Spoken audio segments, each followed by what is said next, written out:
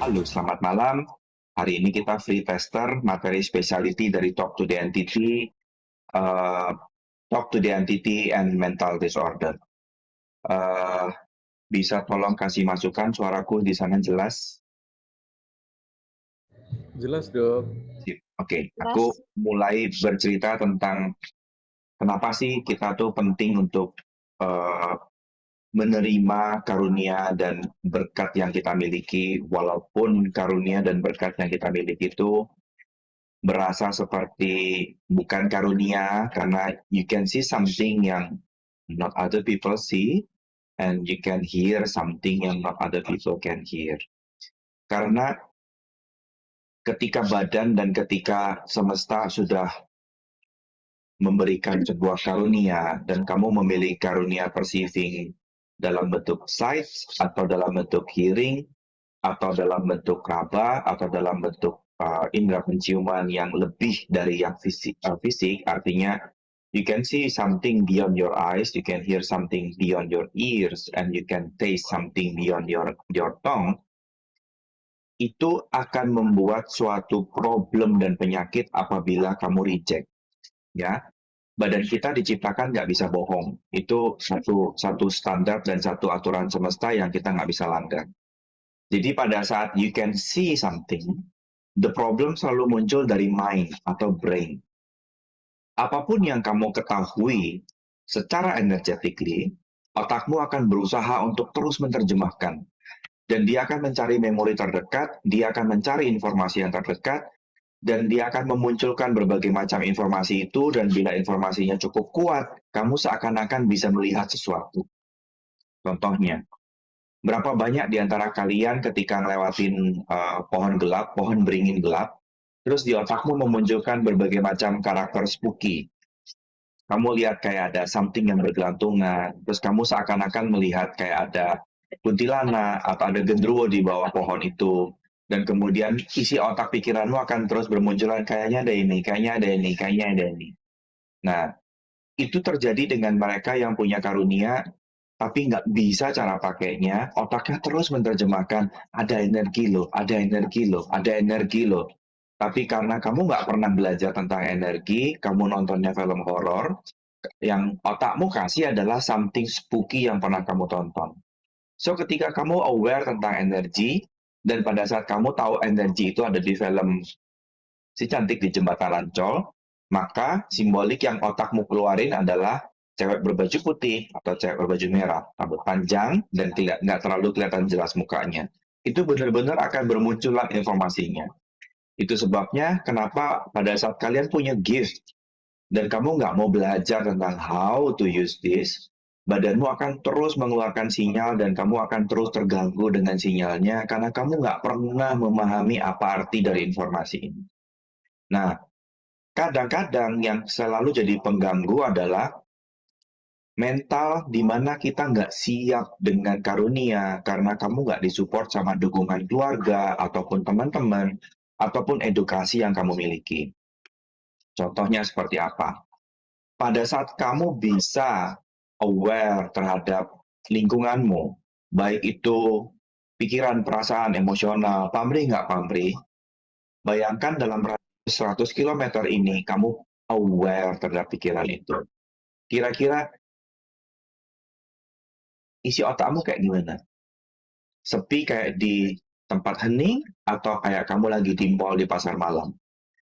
Pasti seluruh pemikiran akan muncul, seluruh perasaan akan muncul bercampur aduk. Dan kemudian pertanyaannya, setelah kamu dengar seluruh pembicaraan, setelah kamu dengar seluruh pemikiran orang lain, happy, nggak happy, marah, nggak marah, moody, murung, galau, gelisah, depres, dan segala macamnya, kamu ngapain?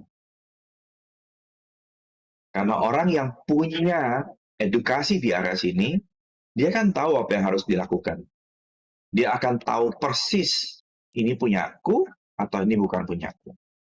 Tapi kalau kamu tidak teredukasi, apapun yang muncul di pikiranmu, kamu akan berpikir, ini pasti punyaku. Ini memoriku, ini bagian dari kenanganku. Dan kemudian kamu berusaha mati-matian lepasin anxiety-nya. Kamu berusaha mati-matian lepasin sedihnya. Tapi apapun yang kamu lakukan, ini nggak pernah bisa lepas. karena nggak pernah jadi punyamu. Dan kamu akan terjebak dengan kondisi psikosomatis atau kamu terjebak dengan kondisi perawatan ke dokter spesialis, spesialis penyakit jiwa. Tapi ciri khasnya adalah seluruh obat-obatan hanya memberikan dampak baik 3 hari, maksimal 3 minggu, dan seluruh gejala akan diulang dari awal, dan kamu akan ngicipin berbagai macam obat dan nggak ada progres yang signifikan. Coba obat A, 3 hari kamu ngerasa, oh iya keren, obatnya efektif. 3 hari kemudian mulai luntur, mulai nggak berasa efek obatnya. 3 minggu kemudian antara minum dan nggak minum nggak ada bedanya. Dan ini akan terus looping berulang-ulang. Jadi kalau kamu ngerasa, kenapa ya aku dengan pengobatan kok nggak ada perubahan sama sekali, kok nggak sembuh-sembuh, ganti obat terus beberapa kali dan nggak ada kemajuan, please cek, apakah kamu punya karunia atau kamu nggak punya karunia. Karena kalau kamu betul-betul bermasalah dengan fisikmu, kamu betul-betul bermasalah dengan neurotransmittermu, kamu betul-betul bermasalah dengan chemical brainmu, obat itu efektif. Tapi kalau kamu nggak bermasalah, kamu nggak akan ada efektivitas apapun dengan obat. Kamu hanya gonta-ganti obat dan perubahan kamu nggak signifikan. Hanya ngefek di awal-awal pertama kayak kena sugesti. Ini obat bagus loh, kamu kok pakai obat ini kamu nggak akan jadi kenapa-kenapa. Nah, mental seringkali kita nowhere. Jadi kita seringkali masuk ke dalam kondisi bipolar. Kamu ada 2 kepribadian, which is entity ability. Ya, atau multipolar, ada berbagai macam identitas dalam dirimu. 1 identitas yang jagain kamu, 2 identitas yang misalnya suka dengan barang-barang kecil, 3 identitas yang suka dengan pertukangan, 4 identitas yang senang dengan masak, 5 identitas yang senang dengan kerja misalnya. Dan pada saat kamu nggak aware dengan itu, kamu akan selalu merasa bersalah dan merasa berbeda dan merasa aneh atau mungkin kamu merasa gila. Tapi bagaimana bila sebetulnya kamu nggak salah? Bagaimana bila sebetulnya kamu cuma aware dan kamu paham bahwa kamu mampu menyadarin keberadaan entitas lain di dalam badanmu? Karena sering kali orang-orang yang punya problem dengan kejiwaan, mereka sering ngomong sompral. Aku lelah hidup artinya kamu buka badanmu untuk diisi yang lain. Aku bosan hidup artinya kamu mengizinkan badanmu diisi dengan yang lain. Aku pengen mati artinya, hey, buy body for sale. Siapa yang mau ambil silakan ambil. So, berapa kali dalam hidupmu kamu ngerasa lelah dan kemudian kamu ngomong sembarangan dan kemudian akhirnya kamu memberi izin secara sadar atau tidak sadar entitas yang lainnya untuk ambil alih badanmu.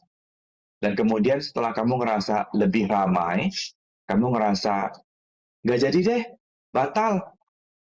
Aku mau happy aja, tapi nggak bisa. Tempatmu, badanmu udah diisi lebih dari 1. Terus kamu ngerasa kayak ada 2 kepribadian yang selalu ngomong, hey, kamu jangan gini. Nggak bisa, kamu jangan gitu. Kamu kalau mau pergi jangan gini, kamu harus gini. Dan semua isi kepalanya adalah kamu, kamu, kamu, kamu. So, ketika isi kepalamu selalu berbicara tentang kamu dan aku, it means ada 2 orang yang sedang berbicara di dalam. Karena kalau kamu bicara dengan dirimu sendiri, kamu nggak akan pernah panggil dirimu kamu. Kalau kamu bicara dengan dirimu di kaca, pasti kamu bilangnya aku, atau kamu panggil namamu sendiri sesuai dengan kebiasaanmu. Nggak akan pernah kamu ngomong di kaca, terus kamu bilang, oh kamu dasar jelek kamu ini, kamu tuh tidak bisa apa-apa. Nggak akan pernah kamu lihat ngomong sama badanmu sendiri, kamu pakai kamu-kamu. Pasti kamu ngobrol dengan dirimu sendiri pakai aku atau sebut nama. So, ketika di dalam kepalamu ada banyak suara-suara yang selalu bilang kamu, dan kamu, jangan-jangan kamu punya entity ability dan kamu nggak ngerti cara pakainya dan kamu bingung. Kenapa ya? Kok seakan-akan kayak ada 2 pikiran yang saling berperang di dalam. Oke? Nah, sekarang gimana kalau entity ability-mu ternyata di sekitar kulit atau di sekitar indera peraba? Pernah nggak kebayang? Karena badan nggak bisa bohong dan kamu nggak bisa menutup ability-mu, karena ability ini kalau ditutup paksa ujungnya akan jadi schizofren.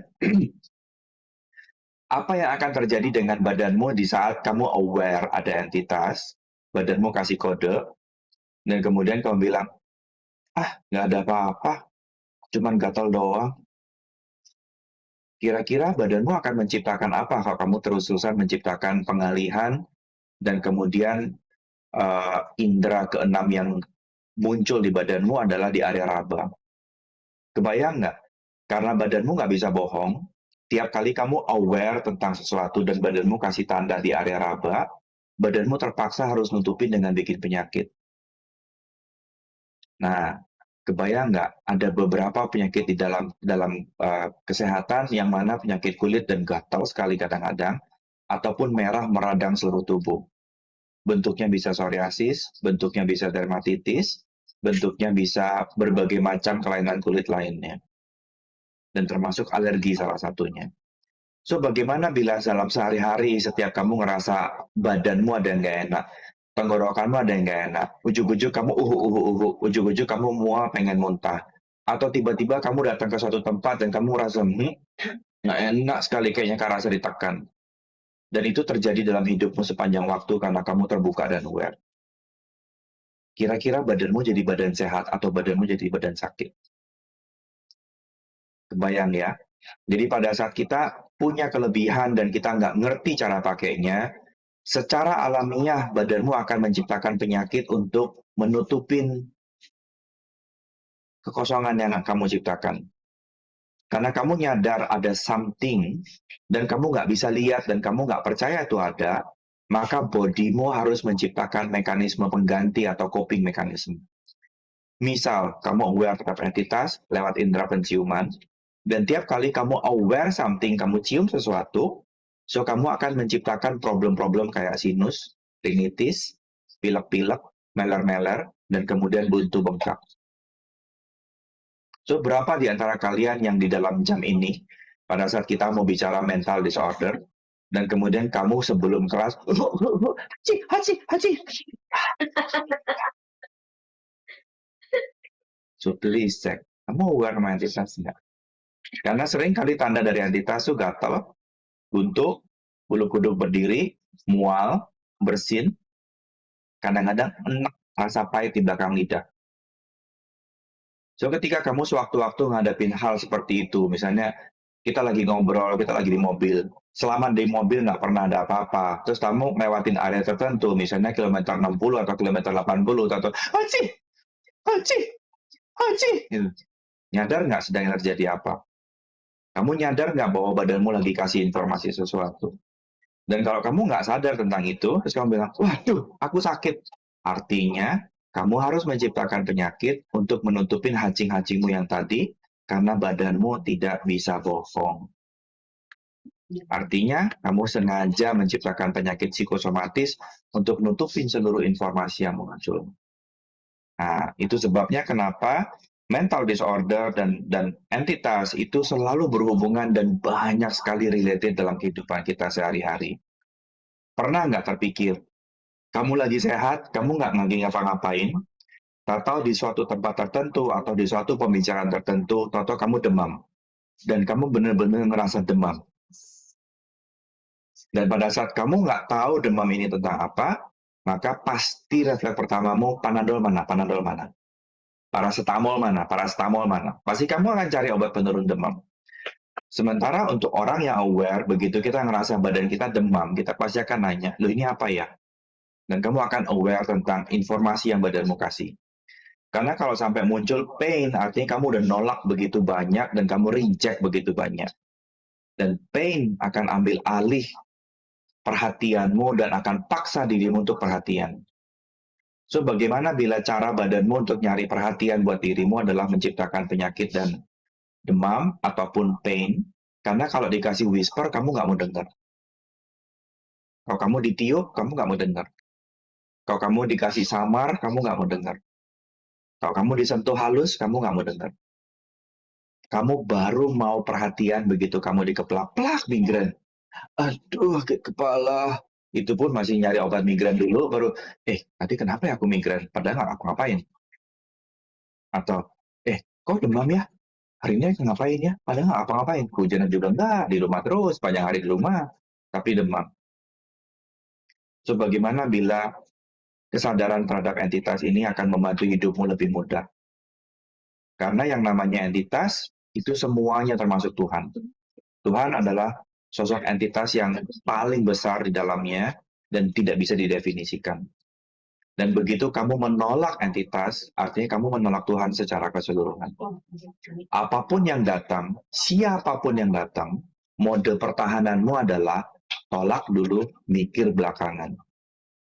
Bagaimana bila tiap kali kamu berdoa, Tuhan, lindungi dan jagain aku, dan kemudian ada certain energi yang datang ngelilingin kamu, terus kamu doanya langsung berubah. Ya Tuhan, usirlah apapun yang datang kepadaku ini ya Tuhan. Dalam nama ya Tuhan Yesus, aku usir apapun yang datang ini. Makanya aku berkali-kali bilang, untung Tuhan tuh maha baik. Karena kalau Tuhan ya aku, kau panggil aku dan kau usir aku di tempat yang sama, tak jambak kamu. Karena itu menyebalkan kalau kamu panggil-panggil dan kemudian kamu usir-usir di tempat yang sama. Makanya bersyukur Tuhan tuh maha baik. Nah, sekarang bagaimana bila setiap hari kamu rajin berdoa, setiap kali kamu berusaha connected dengan entitas, dan setiap kali juga kamu berusaha untuk disconnected dengan entitas. Apakah kamu bakal kenal yang namanya semesta? Apakah kamu bakal kenal yang namanya pertolongan Tuhan dan guidance Tuhan? Atau kamu menciptakan kebingungan dan problem terhadap dirimu sendiri? Karena di saat yang sama, kamu mencintai sesuatu dan kamu membenci sesuatu di saat yang sama. Dan kamu nggak punya kemampuan untuk membedakan sesuatu itu. Bagaimana bila belajar untuk membedakan sesuatu itu dapat membantumu untuk menyelami, menyadari tuntunan Tuhan dalam kehidupan sehari-harimu. Tiap kali kamu bertanya, Tuhan aku mesti apa? Dan kemudian ditunjukin jalannya, ini loh mestinya. Mau nggak belajar untuk dengar? Karena Tuhan nggak pakai lelet, jawabannya muncul sebelum 1 detik. Mau nggak belajar untuk dengar dan mau nggak belajar untuk relax dan dengerin tuntunannya? Atau kamu maunya dikeplak dulu baru dengar? Ada banyak cara dan Tuhan untungnya maha sabar. Jadi kalau kamu disayang dengan cara yang manis, lemah lembut, dibisikin, hai Poppy, kanan, ada duit. Kamu nggak dengar. Terus kamu tetap berdoa, Tuhan, kirimnya aku rezeki Tuhan. Tuhan bilang, hai Poppy, sebelah kanan tuh. Dan kamu tetap nggak dengar, ya Tuhan hari ini uang nggak masuk Tuhan. Aku sudah berdoa setiap kali Tuhan dalam namamu. Nanti lama-lama terakhir kamu pasti dijambak diseret ke kanan. Karena kalau kamu nggak mau dengar sentuhan halus, maka intensitasnya akan terus nambah dan di ujungnya adalah pain. So, berapa kali tiap hari dalam kehidupan sehari-hari kamu ngerasain adanya painful, entah migrain, entah sakit badan, entah sakit leher, entah sakit kuduk, nggak jelas, batuk tiada henti tapi nggak ada demam, atau demam tapi nggak ada penyakit yang lainnya, dan akhirnya kamu bingung, ya Tuhan, ini teh kenapa ya? Terus tahu-tahu penyakitnya semua hilang. Karena tools of the entities adalah ask a questions. Ini apa ya? Itu udah benar. Ketika kamu berdoa dan tanya, Tuhan, ini apa ya? Itu udah benar. That is a good questions. Dan seluruh gejalanya akan hilang. Pertanyaannya adalah, kamu aware nggak kalau kamu dijamah? Kamu aware nggak kalau badanmu ngasih informasi terhadap entitas? Dan kalau kamu nggak bersedia untuk aware dan kamu terus menciptakan perkelahian melawan dirimu sendiri ataupun entitas yang berusaha untuk komunikasi dengan kamu, apakah hidupmu jadi lebih mudah atau jadi lebih sulit? Bagaimana bila selama ini kamu bukan bipolar, tapi kamu aware terhadap entitas yang berbeda? Dan bagaimana bila selama ini kamu bukan moody, tapi kamu aware dengan pikiran-pikiran orang sekitarmu? Dan bagaimana bila kamu bukan schizophren, tapi kamu aware terhadap portal dimensions and entities? Karena pada saat kamu nggak sadar bahwa kamu portal, kira-kira badanmu ini seperti stasiun kereta api. Bisa sepi? No. Bisa hening? No. Ada satu pembicaraan? No. Ada ratusan pembicaraan setiap harinya. Dan berganti-ganti dengan informasi yang nggak jelas, keluar masuk, keluar masuk, keluar masuk. Dan problemnya adalah portal di dalam badan, kenapa itu kabur semua doa langsung pusing? Portal di dalam badan tidak bisa ditutup oleh orang yang bukan pemilik badan. Jadi satu-satunya yang bisa tutup portal adalah pemilik badan itu sendiri. So, bagaimana bila dengan kebersediaan kamu untuk belajar, kebersediaan kamu untuk lihat dirimu, kamu bisa aware bahwa, oh ternyata aku jalur pintu masuk ya. Dan kamu bersedia untuk tutup portalmu dan kamu bersedia untuk minta seluruh entitas keluar, sehingga kamu aware terhadap dirimu seutuhnya dan kamu pegang kendali seutuhnya. Karena orang yang tertutup atau orang yang ditutup atau yang dipaksa ditutup, besar kemungkinan pada saat dewasanya kamu akan menciptakan portal secara alamiah karena terblok dalam jangka waktu yang lama dan kamu akan masuk diagnosis schizofren. Kamu akan terjebak dengan ilusi dan halusinasi, semuanya akan muncul di kepalamu dan orang lain nggak bisa lihat, dan secara definisi kamu akan masuk ke dalam fantasi. Ilusi-delusi fantasi, kamu akan langsung masuknya halusinasi schizofren. So, bagaimana bila dengan kebersediaan kamu untuk belajar, mengenal identifikasi dari skillmu, kamu mudah untuk handle dirimu. Kamu nggak terjebak dengan suara-suara aneh yang muncul di kepalamu, atau kamu aware dengan energi dan kamu nggak lihat berbagai macam bentuk, atau kamu aware dengan entitas dan kamu nggak terjebak dengan seluruh pikiran-pikiran yang bukan milikmu atau nggak pernah jadi milikmu. Karena pada saat kamu nggak sadar bahwa pikiranmu didominasi oleh berbagai macam suara yang karakternya bukan bicara terhadap diri sendiri, aku, tapi bicaranya kamu, atau bahkan kadang-kadang panggilannya berbeda, ya satu misalnya panggil Dave, satu panggil Budi, satu panggil Chris, satu panggil David, berarti kamu tuh lagi berbicara dengan many people di dalam kepalamu. Dan bagaimana bila that is ability yang beautiful kamu bersedia pakai. Sama kayak Henry the Scissorman. Tahu kan film zaman lama yang tangannya gunting semua? Pada saat dia nggak aware tentang dirinya tukang gunting, dan kemudian dia berusaha sayang-sayang kamu, apa yang sedang terjadi? Kamu gunakan giftmu untuk hancurin dirimu sendiri. Dan itu sering terjadi di teman-teman yang punya karunia talk to the entity, dan mereka menghancurkan dirinya sendiri dengan kelebihannya, menciptakan invalidasi diri, menciptakan ilusi-delusi akan entitas yang menyeramkan, dan ngeblok seutuhnya komunikasinya. Bagaimana bila dengan belajar, kamu bisa ngerti cara pakainya, dan kamu bisa menciptakan karya yang indah. Kamu bisa bantu orang-orang yang mudi, kamu bisa bantu orang-orang yang punya karunia yang sama, kamu bisa bantu mereka teman-teman yang sudah berpulang dan nggak sanggup untuk berpamitan, dan kamu bisa support keluargamu atau ancestormu, dan mereka bisa menciptakan sebuah komunikasi yang beautiful antara yang sudah pergi dan yang belum pergi. Talk to the entity bukan dukun, karena kita dilarang untuk menyampaikan pesan, tapi kita akan selalu bertanya dan menggunakan questions untuk membuka kesadaran. Jadi pada saat kamu belajar talk to the entity, kamu akan belajar bagaimana caranya kamu meningkatkan awareness di badan orang lain dan bukan lewat dirimu.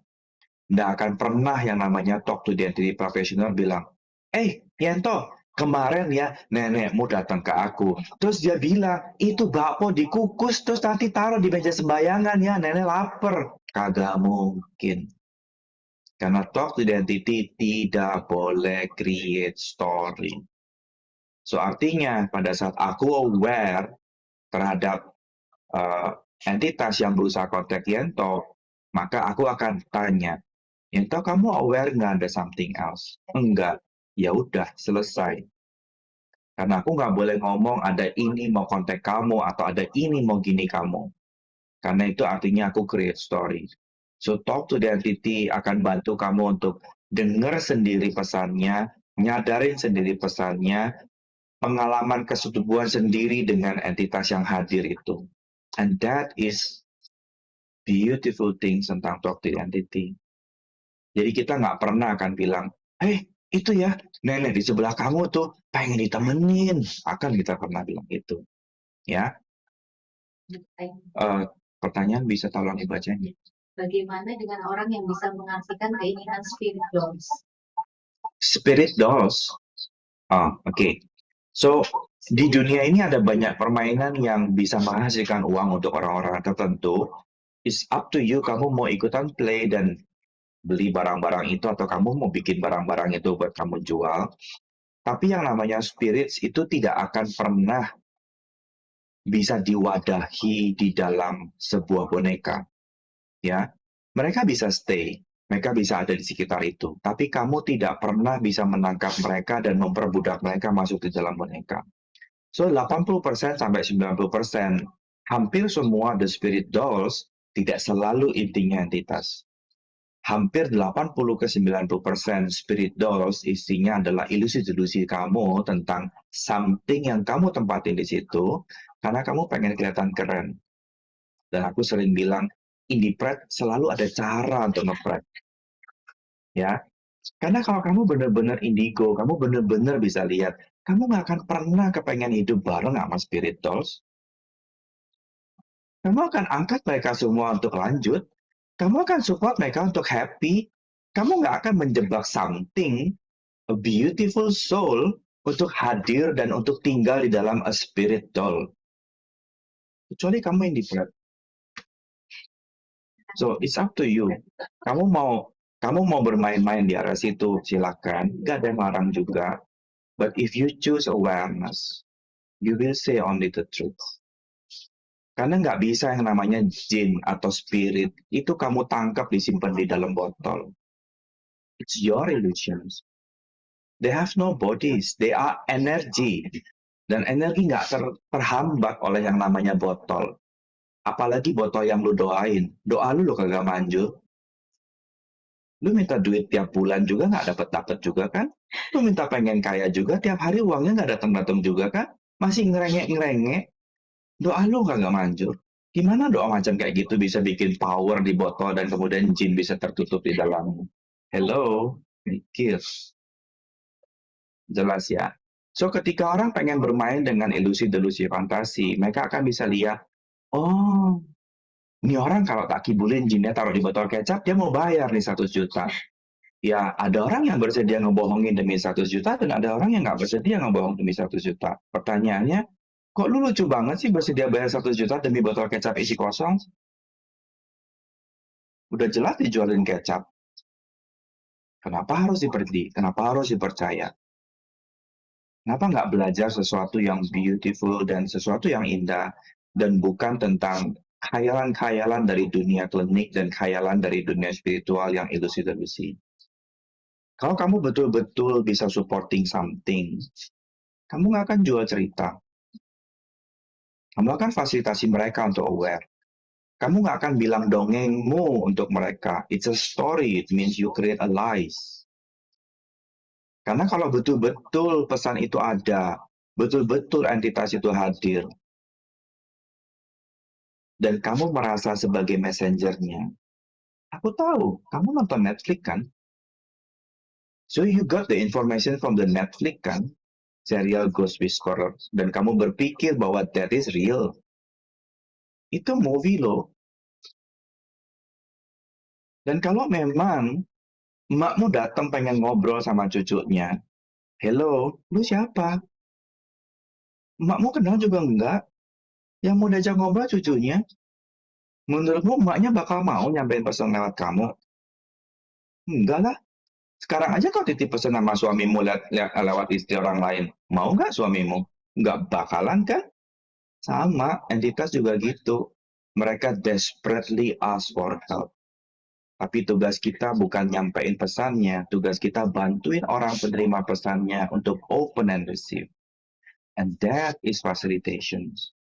Dan kita nggak create story di dalamnya. Itu pengalaman yang mereka sendiri, mereka alami sendiri, mereka aware sendiri, mereka dengar pesannya sendiri. And that is the beautiful way of indigo. That is a beautiful way of talk to the entities. So bagaimana bila dengan belajar these skills akan memudahkan kamu dalam hidup? Karena semesta selalu kasih jawaban, selalu kasih petunjuk. Begitu kamu diam di suatu tempat, terus kamu ngerasa jangan di sini pindah sebelah sana, dan kemudian kamu follow that guidance. Atau di sebelah sana kamu ketemu orang yang bawain bisnis buat kamu. Apakah itu kebetulan? Aku nggak percaya kebetulan. Karena kalau kamu believe in God, kebetulan does not exist. Kalau kamu percaya kebetulan, berarti you are not believing in God. Karena kalau kamu percaya kebetulan, artinya Tuhan nggak maha kuasa, karena kadang-kadang dia mislead. kebetulan. Jelas ya? So, kita nggak pernah percaya yang namanya kebetulan. Kita percaya bahwa Tuhan selalu buka jalan dan selalu kasih tuntunan. Pertanyaannya adalah, kamu bisa dengar nggak? Kamu bisa aware nggak dengan tuntunannya? Kamu bisa selalu waspada dan selalu terbuka nggak? Kamu bisa receive nggak guidance-nya? Kenapa kamu diajak untuk ke sini? Kenapa kamu diajak untuk bertemu dengan mereka? Begitu buka lemari, kenapa kok kamu milih baju yang kamu nggak suka? Dan kemudian baju itu ternyata disukai dengan orang yang klien yang kamu ketemu dan kamu dealing. Kamu nyadar nggak bahwa itu adalah whisper dari semesta buat kamu? It's not coincidence.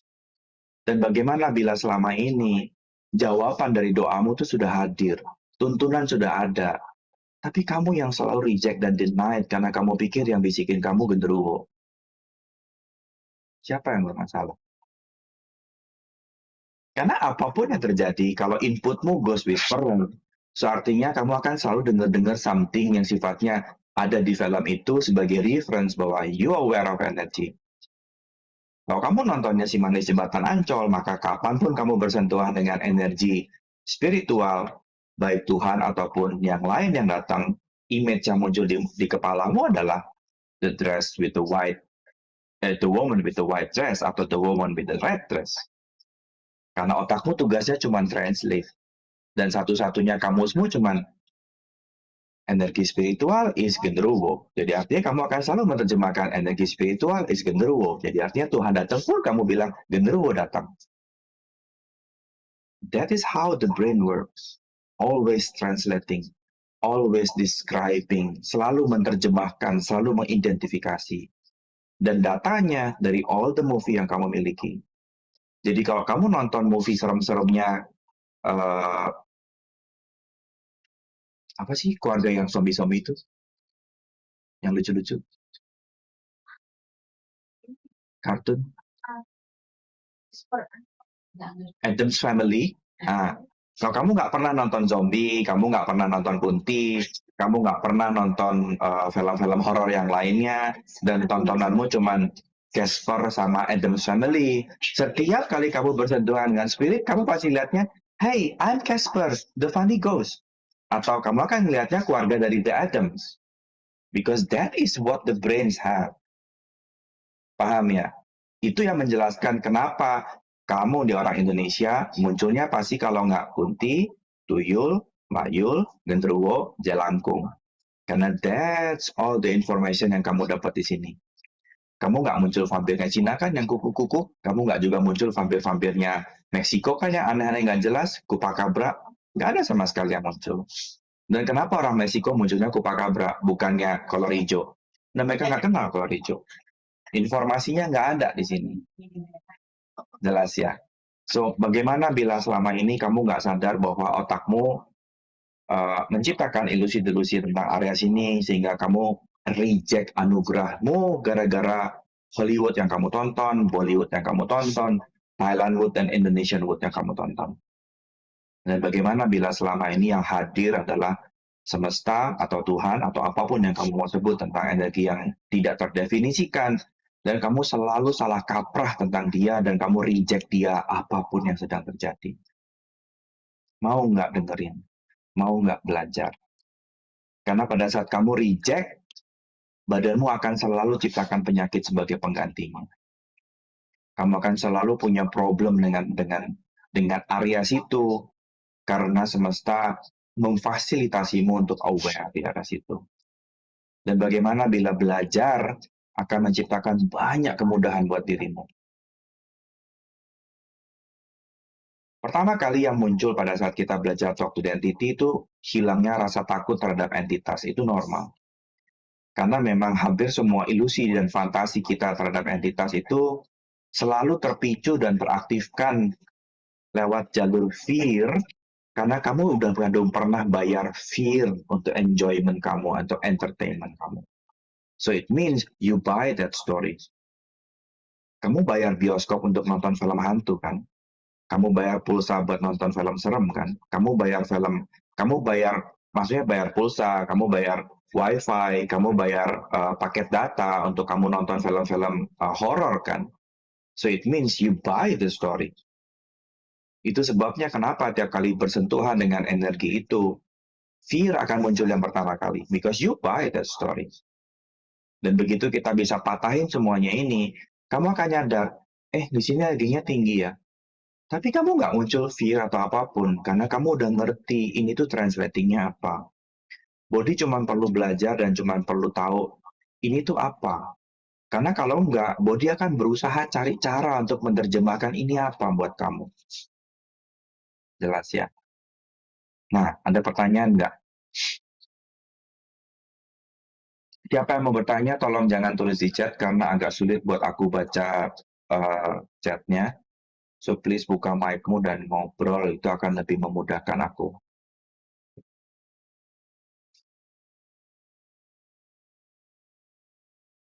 Ada yang mau bertanya nggak?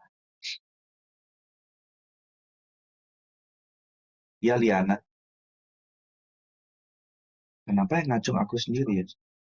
Siapa mencet? Kamu pakai... bentar, ini apa ya?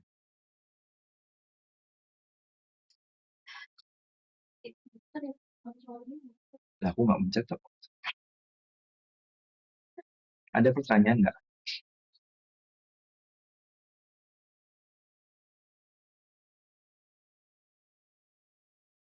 Bertanyalah. Liana mau tanya apa tadi?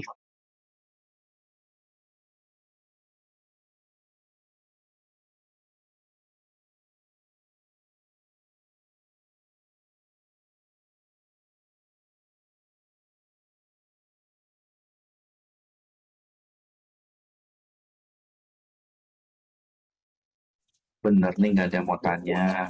Gini dok, tanya dok. Ya. Ya, misalnya gini kan. Ayo siapa duluan nih? Ayo silakan. Aku duluan ya. Oke, thank you. Misalnya gini, kadang kalau aku tuh masih yang misalnya nyadar, tiba-tiba kayak ada yang ada something gitu kan. Ya. Terus gimana bilangnya ya? Masih ada rasa gini dok, masih ada benar nggak sih ini? Jangan-jangan cuman cuman halusinasi. Itu gimana tuh dok? Ya, itu yang kita rapihin di kelas Talk to the Entity selama 2,5 hari kita di kelas. Karena kalau kamu nggak pernah belajar dan kamu nggak pernah tahu, akan sulit untuk dirimu belajar percaya sama dirimu sendiri dan belajar knowing your skills. Ibaratnya kayak kamu udah belajar pakai pisau, tapi kamu ragu pisaunya kena tanganmu sendiri. Kamu kan terus nggak percaya, dan nggak percaya. Sementara yang namanya mental skill itu dibentuk dari trust. Kalau kamu trust dengan dirimu, mental skillmu akan makin kuat dan makin kuat dan makin kuat. Kalau kamu acknowledge skillmu dan kamu acknowledge potensimu akan keluar lebih kuat dan lebih detail dan lebih jelas.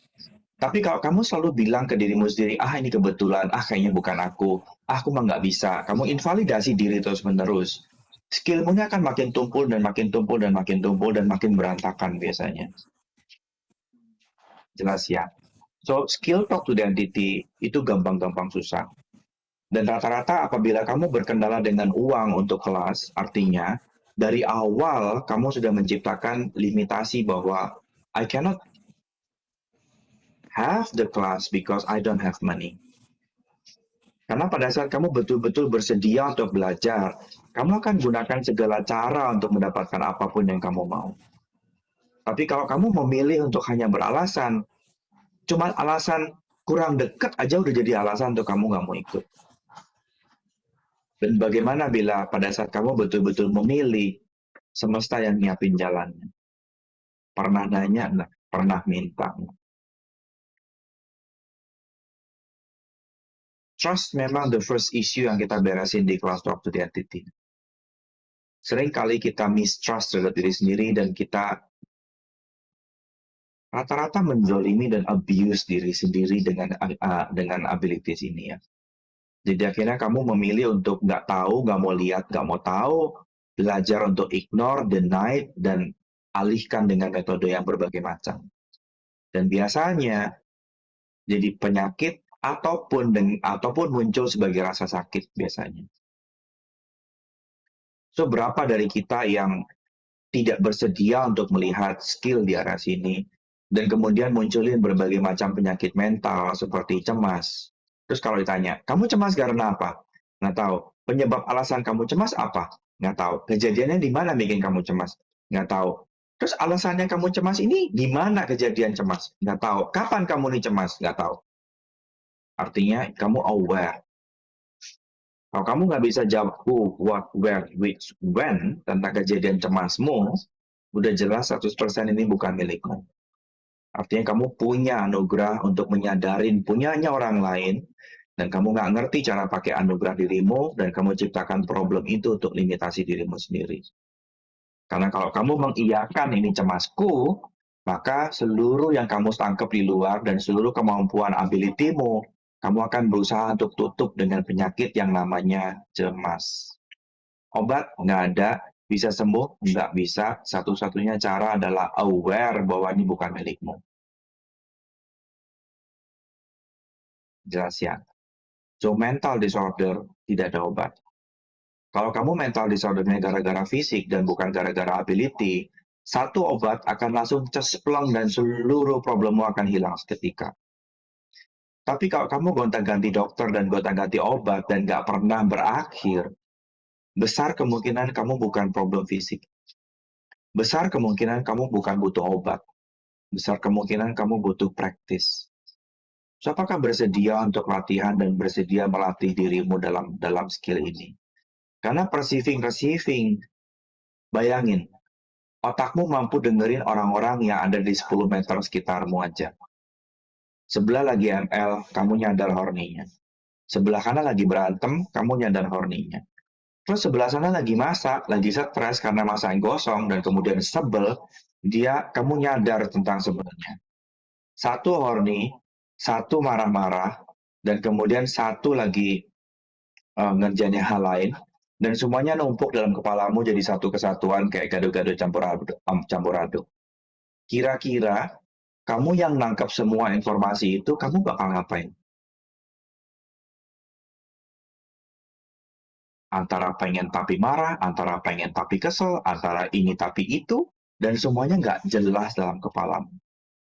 Dan kamu akan pasti cari gara-gara, karena kamu nyadar, ini aneh. Kamu akan cari cara untuk membuktikan, kamu tuh nyebelin loh. Padahal nggak ada yang ngapa-ngapain. Kamu nangkep nyebelnya orang, kamu nangkep marahnya orang. Dan kamu akan sengaja cari gara-gara untuk membuktikan, tuh kan, gara-gara kamu aku marah-marah. Dan bagaimana bila sehari-hari kamu kejebak dengan itu? Itu cuma 10 meter loh. Dan bagaimana kalau 100 kilo? Dengan semua orang fobia COVID. Coba cek dirimu. Kamu muncul ketakutan nggak jelas nggak di setiap saat dan setiap waktu. Capek-capek vaksin. Ribut vaksin dari awal. Udah beres vaksin, masker tetap dipakai nggak mau dilepas. Terus ngapain kamu vaksin? Kalau kamu ngotot pengen pakai masker setelah vaksin, kenapa kamu nggak hazmatan sekalian? Itu baru satu COVID. Kamu 16 penyakit lainnya udah imunisasi, udah vaksin, udah komplit. Kok sebelum COVID kamu waras, setelah COVID kamu nggak waras? Kok sebelum COVID kamu vaksin lengkap dan kamu hidup normal dengan penyakit? Kenapa sekarang kamu udah vaksin lengkap dengan COVID, kamu tetap ngotot tidak mau hidup normal dengan penyakit? Terus ngapain vaksin? Tujuan kita vaksin kan mau belajar hidup normal dengan penyakit. Tujuan vaksin hilangin semua nilai bahayanya. COVID pasti kena, nggak mungkin kamu nggak kena. Tapi kena sekarang setelah vaksin, cuma batuk pilek doang. Udah nggak ada yang mati. Jelas ya? So, bagaimana bila ketakutan berlebihan dan fobia yang kamu miliki selama ini ternyata bukan milikmu? Mau nggak kamu belajar tentang dirimu? Mau nggak kamu belajar tentang menggunakan bagaimana skill ini diterima dengan baik dan diberdayakan dengan baik untuk menjadi rahmat buat banyak orang? Kayak kejadian kemarin kita ngalamin gempa di Cianjur. Berapa dari kalian yang migrain sebelum gempa? Dan berapa dari kalian setelah hari gempa, kamu masih ngerasa serangan susulan, masih ada yang ngerasa lemes selama beberapa hari, dan masih ngerasa migrain yang berdenyut selama beberapa hari. So it means you aware. Dan berapa dari kalian yang nggak ngecek, nggak ngerti, dan kamu langsung milih penahan sakit? Berapa kali dari kalian yang setiap kali ada bencana alam, badanmu kasih tanda dengan pain? Pain atau gatal di arah tertentu. Beberapa kali kita ngalamin bencana banjir. Berapa dari kalian yang aware dan kamu ngerasa badanmu gatal sekujur badan, dan kamu nggak ngerti gatalnya kenapa, dan kamu nggak tahu alerginya apa, dan kamu minum cetirizine-nya nggak mempan buat kamu. Walaupun minum cetirizine sampai 3 hari, gatalnya nggak hilang, dan gatalnya baru hilang kira-kira hari ke-4, 5, 6, 7 biasanya. So, bagaimana Saya bila? dok, sering minum cetirizine saya dok. Ya, makanya. Mau nggak belajar untuk aware? Oh Karena my gosh. pada saat aku pertama kali belajar aware, dan aku mulai belajar untuk ngecek, oh kalau informasinya kayak gini teh, ada ini di luar sana. Jadi lama-lama kita tahu, kalau rasanya badan kayak dumdeng dan kayak mau dipentokin dan kayak mau meletus, biasanya ada bencana sekitar Gunung Merapi. Kalau rasanya kayak mabok dumdeng, jadi kayak mabok goyang-goyang, biasanya ada gempa. Terus kalau ada gatal, bentol-bentol, biasanya ada banjir. Terus kalau haji nggak jelas dan meler dahsyat sampai dahaknya keluar semua, biasanya ada bencana laut biasanya. So, bagaimana bila kamu belajar untuk mengenal bagaimana badanmu kasih informasi? Dan bentolnya real loh, bentolnya bukan merasa bentol, tapi benar-benar bentol. Karena berkali-kali juga pada saat meeting, badanku ngasih tanda, atau ada bengkak segede kira-kira 2 koinan kira-kira di sini. Dan aku waktu pimpin meeting, aku nggak nyadar badanku ada bengkak. Dan kemudian peserta bilang, "Dok, mukanya bengkak," gitu. Terus aku pegang, "Oh iya bengkak ya." Terus aku cek, "Ini apa ya?" "Oh bukan aku." "Ini dari mana?" "Oh dari luar." Informasi apa yang aku bisa sadarin di sini? "Oh ada banjir." Ya udah. Begitu aku acknowledge, oh ada signal banjir, dalam hitungan 5 menit semuanya kempes, gatalnya hilang. Dan bagaimana bila kamu nggak acknowledge dan kemudian kamu, aduh badanku gatel, sementara badanmu nggak punya penyakit gatel. So, kamu akan memaksa badanmu untuk menciptakan gatel di area situ, agar semua yang kamu sadarin itu terbukti real dan kamu nggak berbohong. Banyak loh penyakit yang tergolong begini. Semua penyakit psikosomatis itu mental. Berapa banyak kalian kena GERD? Berapa banyak kalian kena insomnia? Berapa banyak kalian punya penyakit yang nggak punya titik jelas datang dari mana dan kesembuhannya lewat cara apa? Jangan-jangan kamu punya kelebihan dan kamu nggak ngerti cara pakainya, dan kamu gunakan kelebihanmu untuk merusak dirimu sendiri.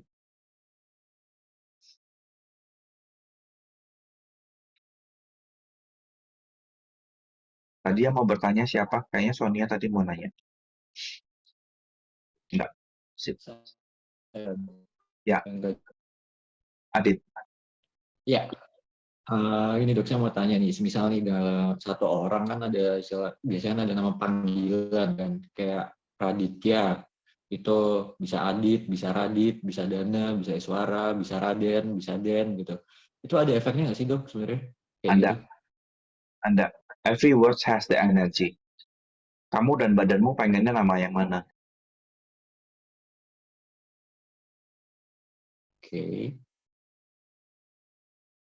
Ya, dan sering lucunya aku malah sering lihat nama di dalam keluarga itu diganti dengan bahasa yang nggak enak dan nggak lucu kayak nyet atau tem atau dut gitu. Yeah. Every word has the energy.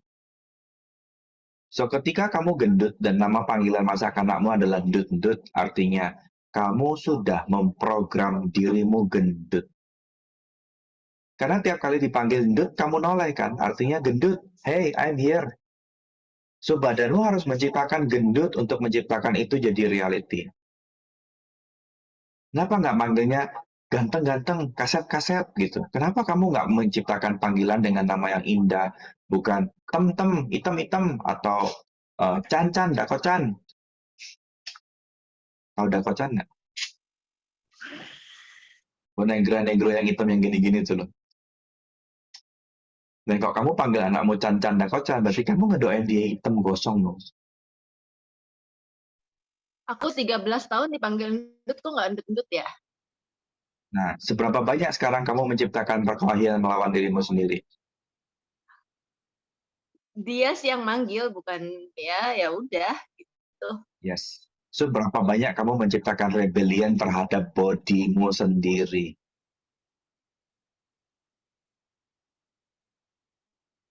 Gara-gara itu. Yes. Kamu suka nggak dipanggil endut? Kalau dulu sih suka-suka aja panggilan sayang. Tapi setelah udah nggak sayang lagi ya, like lu belum move on apa masih manggil endut? Karena pada saat kamu agree dipanggil endut, kamu akan menciptakan that reality. Dan pada saat kamu terpaksa yes, jawab yes dipanggil endut, dan kamu nggak mau jadi endut, kamu akan menciptakan poverty reality. So, berapa banyak realitas pertentangan yang kamu simpan di dalam badanmu agar kamu selalu bertonton-tonton terus di dalam badanmu? How many autoimmune yang kamu miliki?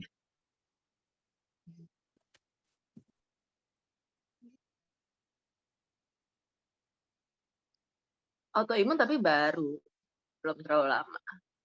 Menarik. Ya, Mungkin semua besok. energi kan nggak pernah instan. Kamu kena trauma masa kanak-kanak aja munculnya bisa saat dewasa. Kamu pada saat kamu hamil di kandungan, kamu nggak pernah nyadar dari bayi sampai kamu teenage. Kamu baru nyadarnya kamu di dewasa. Tapi that seed create a reality di masa depan. So, berapa banyak perkelahian di dalam badanmu yang sedang kamu ciptakan, dan kalau dicari akar masalahnya karena kamu terpaksa agree terhadap suatu panggilan yang kamu nggak mau.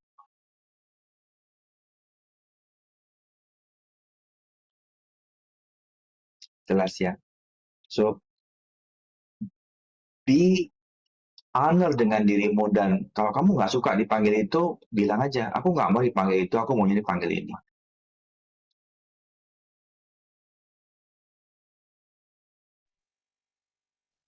Oke dok, Aku thank you. orang-orang yang chat aja, hampir nggak pernah chat. Oke?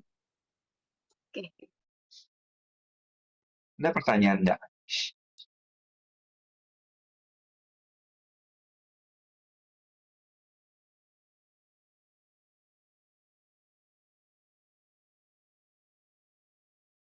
Jenny,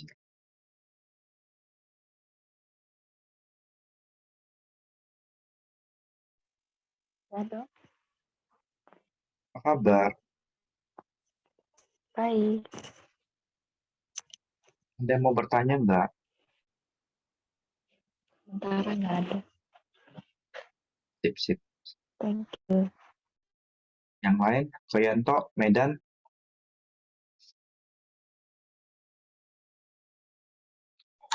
Ingin nanya tadi dok, kalau misalnya yang seperti dok tadi bilang kan apa spirit doll tadi. Jadi kalau misalnya kita di banyak mungkin di Medan ya, bahwasanya kayak kita di Tawis itu apa ada yang pingin ada patung Kuan Im di rumahnya atau patung Dewa Kampung di rumahnya atau sejenis rupang lah yang kita bilang yang mereka pasang dupa setiap hari. Nah, jadi kalau misalnya untuk supaya arca tadi, rupang tadi itu diisi, apakah sama dengan spirit doll itu, dok? spirit dan energi itu dua hal yang berbeda. Kalau kamu menciptakan energi di suatu tempat, misalnya kamu sering ngedoain atau ngasih energi ke suatu benda. Kayak contohnya kita punya Laut Selatan yang selalu dikasih energi tentang ratunya dan segala macamnya. So, semua energi kolektif yang muncul di arah situ akan jadi sebuah bola energi yang luar biasa besar. Semakin banyak kamu believe kamu akan menciptakan bola energi yang luar biasa besar. Dan itu bukan sebuah entitas yang murni, tapi itu entitas yang imprinting kalau kita bilang. Jadi kalau orang imprinting cuma satu, energinya satu. Tapi kalau 1 juta orang imprinting di hal yang sama, energinya bisa kayak dewa loh. Energinya bisa gedenya luar biasa. Nah, jadi yang jadi pertanyaan saya begini, Dok. Kan di kelenteng misalnya ada medium yang dimasuki yang kita bilang dewa lah kalau kita bilang di sini ya. Nah, kemudian misalnya ada umat yang ingin menginisiasi Rupang tadi itu dengan misalnya Dewi Kwan Im atau Dewa Kwan Ong begitu. Jadi dewa yang melalui medium tadi itu yang menginisiasinya itu apakah itu energikah atau seperti apa gitu? Energi, tapi nggak mungkin energi yang sebesar itu tuh disimpan dalam sekecil area itu. Oke. Jelas ya. Dan bagaimana bila semuanya itu hanya simbolik dan bukan reality? Ya. Karena pada saat kita merealitikan simbolik dan menyimbolkan reality, itu terjadi dua hal yang totally berbeda. Pada saat kita belum capai ke pemahaman Tuhan itu nggak terdefinisikan, di level otak masih perlu definisi, kamu perlu nama, kamu perlu bentuk, kamu perlu sesuatu untuk kamu bisa musatin pikiranmu agar kamu bisa menyampaikan energimu ke sana. Tapi itu bukan levelnya semua orang. Jelas ya. Berdoa dan menerima dari sesuatu yang tidak terdefinisikan itu bukan levelnya semua orang. Dan besar dari kita sebagian besar itu masih di level butuh figur, masih di level butuh simbol, masih di level butuh titik fokus. Betul, Jadi betul. bedanya kamu mau pakai titik sebagai poin fokusmu, atau mau pakai lilin sebagai poin fokusmu, atau mau pakai rupang sebagai poin fokusmu. Karena that is a symbolic. Jelas ya? Oke. Bukan itu yang dituju, tapi yang tidak terhingga, yang kamu mau capai dengan cara membuat simbolik ini sebagai sebuah batu loncatan. Tapi umumnya kita sebagai umat tadi itu kan kebalikan dari apa yang dibilang sama dokter tadi, bahwasanya bukan mereka memuja yang dibilang rupang tadi itu bukan sesuatu yang untuk kita fokuskan untuk lebih besar dari itu gitu. Yes. Jadi dalam sepanjang perjalanannya nggak semua orang itu memahami maknanya, dan lebih banyak yang jalan sakar PDW sih sebetulnya. Jadi pada saat kita menciptakan simbol, contohnya, apakah kitab itu bisa suci? Apakah buku itu bisa jadi suci? Rohnya nggak ada, amalannya nggak ada, karmanya nggak ada, jiwanya nggak ada. Gimana caranya benda itu bisa dianggap sebagai suci? Karena yang membuat kesucian itu yang baca dan manusia yang berubah yang bisa suci. Betul kan? Buku nggak pernah bisa suci. Kecuali manusia menentukan standar, oh ini value-nya suci. Tapi apakah buku itu bisa memancarkan aura kesucian? Tahu kan aura? Bahwa orang yang mencapai level kesempurnaan dan level kesadaran tertentu, dia akan memancarkan 3 warna spesial. Satu, lingkaran cahaya emas di dalam di luar dadanya, dan lingkaran emas di luar kepalanya, dan kemudian satu lingkaran emas meliputi kepala dan badannya. Pasti akan ada 3 lingkaran emas. Artinya dia udah mencapai tingkat kesadaran yang lumayan ya, untuk sebagai kualitas guru dan pengajar. Dan apakah buku bisa punya lingkaran itu? Nggak pernah lihat ada buku punya aura. Jelas ya. Dan kita menempatkan standar yang konyol. Buku suci, patung suci, tempat suci.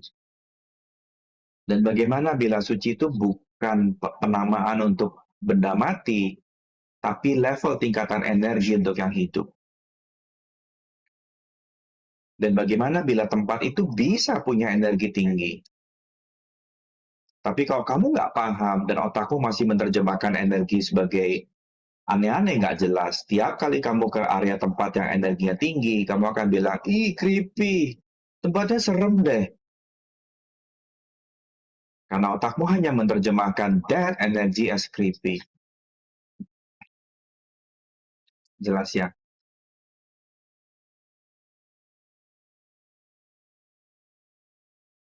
Kita nggak perlu menghakimin siapapun dengan kelakuan dan progresnya. Karena kita pernah di area situ kok.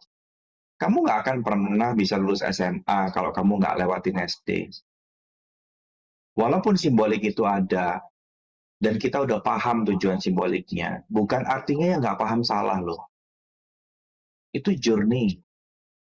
Kalau mereka masih butuh something untuk dipegang, mereka akan selalu cari something untuk dipegang.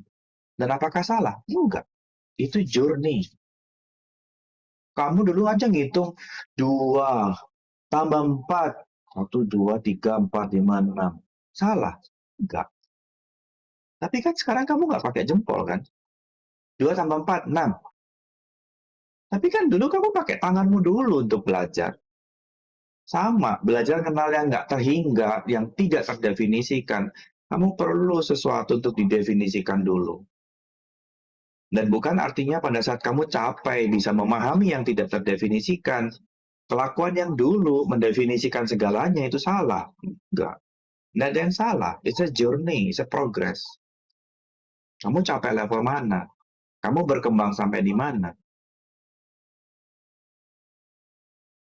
Kamu baru capai level, oh Tuhan, oh Tuhannya aku, Tuhannya dia. Ya nggak apa-apa. Nanti kalau kamu bisa nembus level itu dan kamu bisa lihat semuanya, oh ternyata yang kamu dan aku sama ya. Ternyata semuanya itu cuman ada satu yang tidak terdefinisikan. Baru kamu akan bisa memahami yang lebih besarnya. Karena kamu nggak pernah bisa lihat satu samudera seluas bumi kalau kamu nggak lihat Laut Jawa dulu, Laut Sumatera dulu, Laut Atlantis dulu, dan laut yang lain dulu. Semakin kamu tahu yang lainnya, semakin kamu lihat dari tempat yang lebih tinggi, kamu bisa lihat semuanya. Tapi pada saat kamu that small, lihat danau aja, nggak usah jauh-jauh, Danau Toba aja, kamu pasti lihat, wih lautnya besar banget ya, kampungan banget kan? Padahal Danau Toba. Ngerti kan? So bagaimana bila semuanya cuma perjalanan? Dan dalam perjalanan selalu akan ada karunia yang ditambahkan. Nah, saat ini, di hidupmu yang sekarang, kamu karunianya apa? Sadar nggak kalau kamu punya kelebihan? Karena kalau kamu nontonnya X-Men, maka kamu berpikir pada, oh, kayak Profesor Xavier, ada suaranya kayak pakai halo-halo di loudspeaker. Nggak gitu loh. Kamu pikir punya karunia tuh bisa terbang, bisa nyembuhin orang? Nggak gitu loh. Jelas ya. Karena aware tentang perasaan orang lain, munculnya ya kecamuk emosi di dalam pikiranmu itu.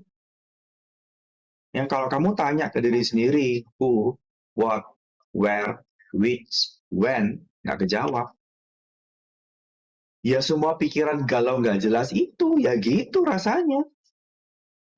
Bukan kayak ada alien muncul di atas kepala dan, hai, Samuel, kamu lagi ngapain? Nggak gitu juga kali. Sering kali kita tuh berpikir terlalu Marvel buat diri kita sendiri. Ngayalnya berlebihan. Kita pikir orang indigo tuh glowing. Emang glowing, tapi kalau nggak pakai mesin kagak kelihatan. Kalau kamu nggak punya karunia buat lihat, kamu nggak bisa lihat cahayanya mereka. Dan bukan artinya orang indigo warnanya cuma indigo. Miskin amat nggak punya krayon yang lain. Orang indigo emang betul dia punya warna indigo, tapi tidak selalu dominan indigo. Ada indigo muda yang warnanya masih green, ada indigo muda yang warnanya masih blue, dan ada banyak indigo tua yang warnanya udah purple and gold. So bagaimana bila indigo tuh nggak diterjemahkan seperti, oh indigo, berarti warna auranya pasti indigo. Nggak selalu. Dan nggak selalu orang indigo itu punya sakti. Tapi karunia dasar, perceiving, receiving, kamu pasti terbuka. Belum tentu kamu bisa healing. Belum tentu kamu bisa lihat, maksudnya lihat energi. Belum tentu kamu bisa karunia-karunia lain yang spesifik. Tapi karunia umum pasti kamu udah terbuka level mode indigo. Jelas ya? Makanya pada saat kamu nggak ngerti, dan kemudian kamu kerja di area yang entitasnya banyak, dan kemudian kamu terus sakit-sakitan, terus kamu nyalahin gara-gara badan nggak sehat lah, apa ini nggak sehat lah, ya kamu ciptain penyakit looping yang nggak jelas. Padahal hanya dengan aware, oh ada entitas, selesai tuh rinitisnya. Beres tuh batuk-batuknya. Badannya langsung enteng, langsung enak. Demamnya langsung berhenti saat itu juga. Leslie masih ingat kejadian di Jakarta? Ya, kita habis beres kelas Foundations, kita mau kelas Talk to the Entity Relationship, House Clearing, nggak salah waktu itu? House Clearing ya. Terus tato Leslie demam, terus aku tanya, kamu aware something else nggak? Langsung kaget, langsung happy, langsung mukanya senyum, teng. Mau di-acknowledge nggak ini? Atau mau butuh panadol aja? Langsung di-acknowledge, nggak lama, nggak pakai hitungan jam, hitungan menit, seluruh demamnya hilang dan hahaha lagi lanjut makan. Padahal sebelumnya udah pucel, demam, panas, tinggi, udah mau bobo aja mau sakit. Dan bagaimana bila kamu tuh sering kayak begitu dan kamu nggak aware apa yang sedang terjadi. Jelas? Ada pertanyaan nggak?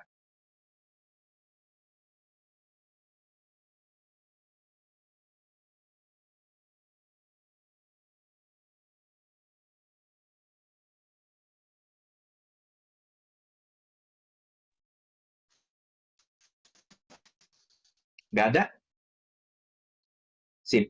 Kalau nggak ada, kalau kamu nyadar kamu punya kelebihan, kamu sadar kamu salah satu anak-anak yang diberikan karunia dan terbuka. Malam dok.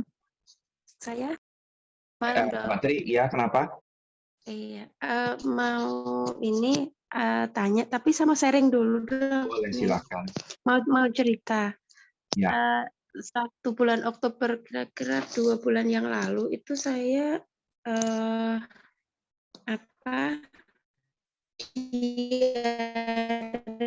itu hampir 1 bulan dok. Apa tadi? Sebelum hampir 1 bulan kamu bilang apa? Ketika konsumsi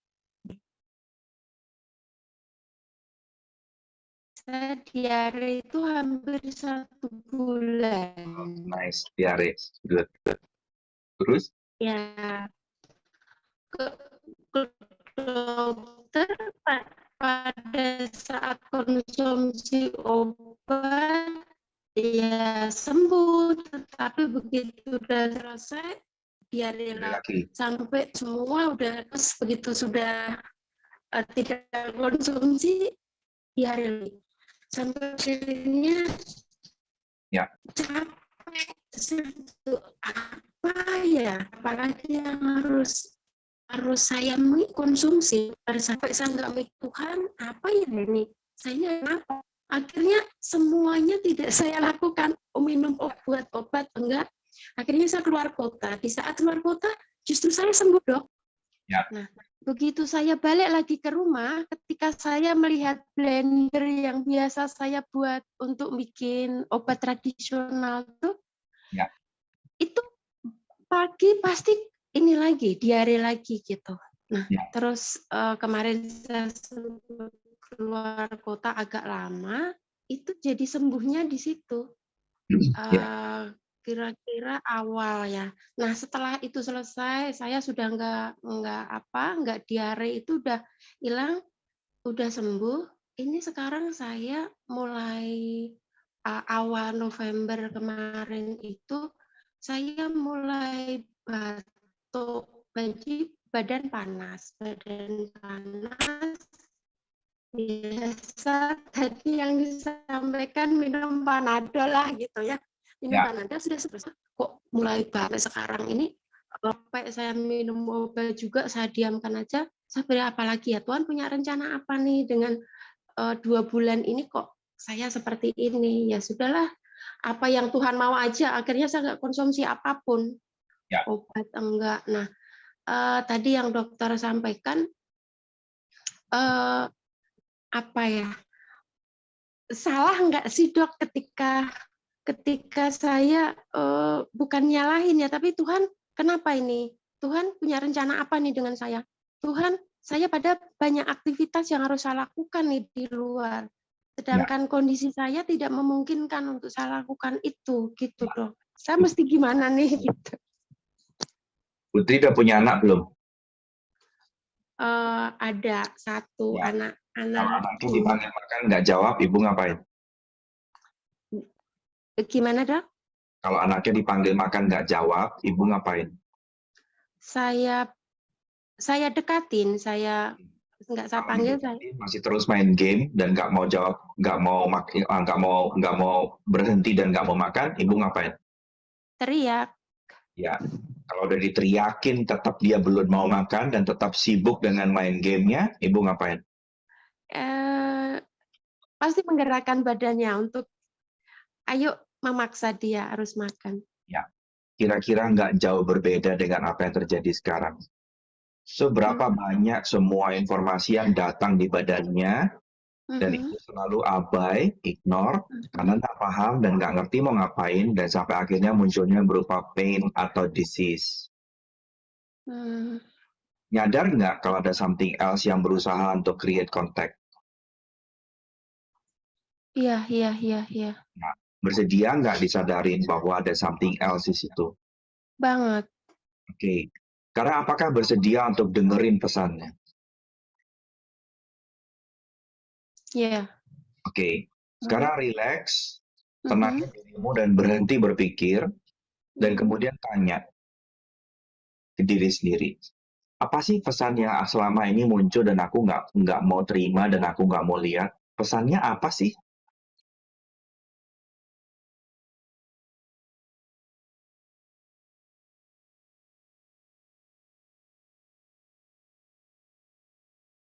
Apa yang muncul di kepala?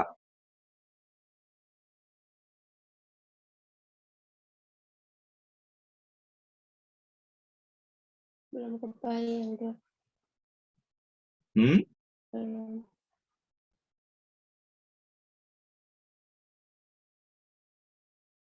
Apa yang muncul di kepala?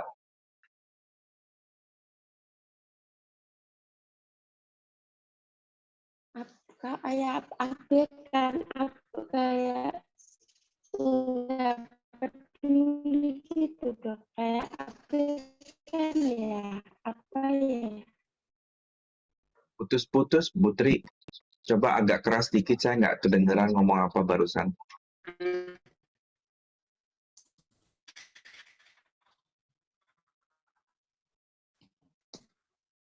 Putri.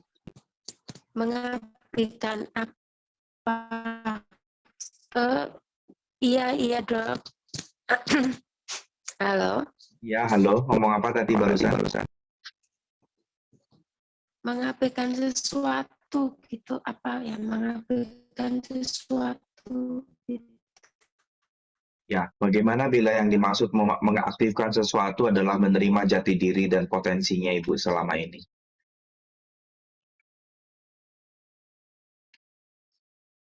Bersedia nggak untuk mengenal diri sendiri secara utuh sebagaimana Ibu diciptakan?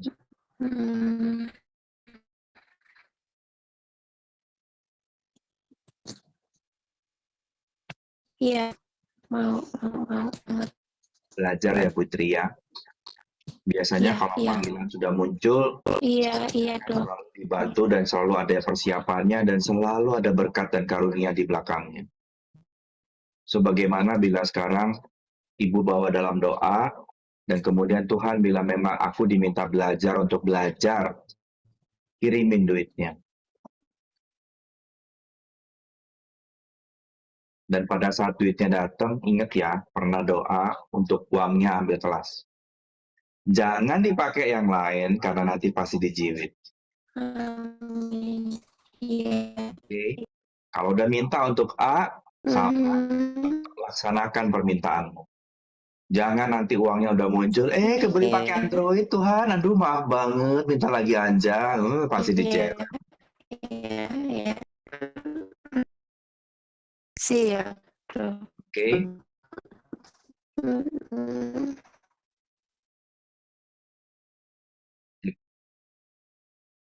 langsung ketendang. Good. Lain ada pertanyaan? Nggak ada? Sip, kalau nggak ada pertanyaan, kita ketemu lagi di kesempatan free tester kelas yang berikutnya.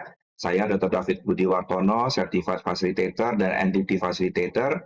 Saya mohon pamit, sampai jumpa, dan nanti recordingnya akan ada di YouTube, playlist Talk to the Entity. Oke? Sampai jumpa, bye. Thank you, Dok. Sama-sama. Thank you, dokter. Sama-sama.